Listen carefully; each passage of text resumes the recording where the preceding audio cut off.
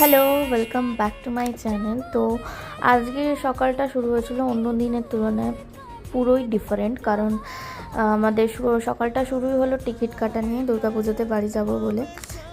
কিন্তু সার্ভারের এত পরিমাণে লোড, ল্যাপটপ দিয়ে ট্রাই করেছি, ফোন দিয়ে ট্রাই করলাম, যেখান থেকেই ট্রাই করি না কেন সব জায়গাতেই টিকিট কাটার সময়তেই তারপরে দেখাচ্ছে যে ওয়েটিং লিস্টে চলে যাচ্ছে, টিকিট কনফার্ম হচ্ছে না।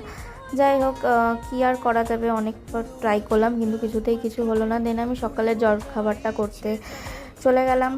দেন বৃষ্টির কারণে ব্যালকনিটা অনেক দিন ধরে পরিষ্কার করা হচ্ছিল না, আর ভীষণ নোংরাও পড়েছিল।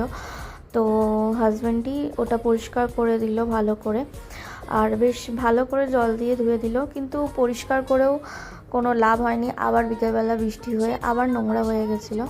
যাই হোক, তো তারপরে আজকে প্রায় সব কাজই ওই করেছে, ঘরও ও মুছে দিয়েছিল, আমাকে অনেক হেল্প করে দেন। তারপর চিকেন রান্নাটাও আজকে ও করেছিল, আমি তো ভাবতেই পারিনি এত সুন্দর রান্না করেছিল।